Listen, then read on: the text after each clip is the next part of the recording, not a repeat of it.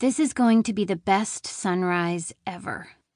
I slather on more orange paint, catching the drips with my paintbrush and mixing them into the hot pink.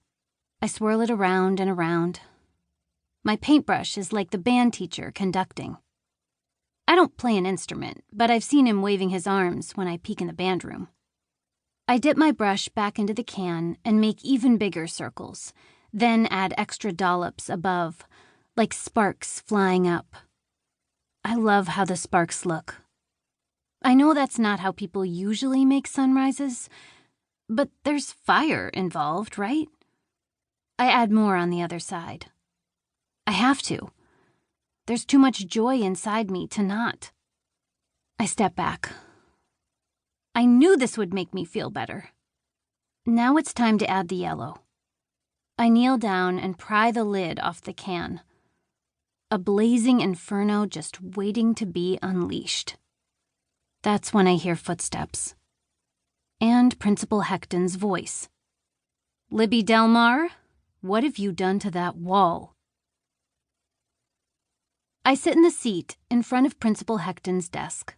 He collapses into his chair and lets out a sigh. His desk would look better with polka dots. He could get the magnetic kind, and then those of us having to stare at it could rearrange them to keep it fresh. Orange, blue, and purple dots would be nice. Principal Hecton leans back and closes his eyes. I should have known. Maybe with a few yellow dots. That'd really pop. He opens his eyes and leans over the desk. Are you going to be just like your brother?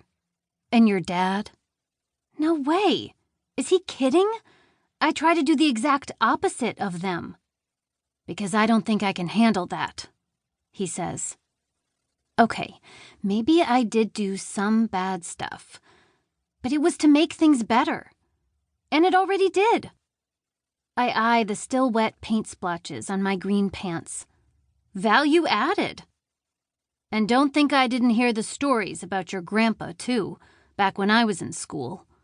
Principal Hecton shakes his head.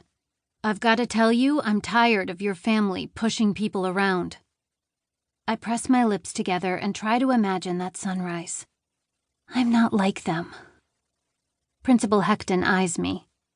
And weren't you just in my office a week ago? It was 12 days. For physically assaulting Danielle Fisher. That was a mistake. I shouldn't have let her get to me. I wasn't wearing that awesome rainbow outfit for other people. I was wearing it for myself. Who cares if she said I looked like a freaky clown? Well, my fist cared. As you know, we have rules around here for a reason.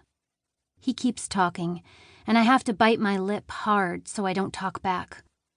Yes, I know punching her in the face was the wrong thing to do.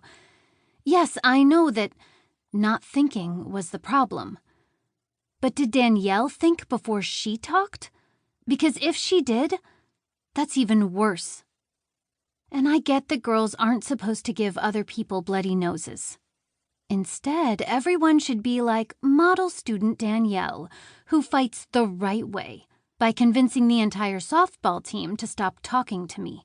So that even Adriana Randall now walks past me without a word, as if we haven't spent nights sprawled on pillows and giggling on her bedroom floor. That sunrise was going to help me ignore it all. Principal Hecton is squeezing his hands together and almost whispering. I'm going to have to do it, he mutters. Is he talking to himself? Okay, he says louder and lets out a long sigh. I am going to call your father and tell him he needs to come to school. He needs to see for himself what you've done. My dad? Really? I've never seen him in my school. He's not the kind to come to open house or parent conferences.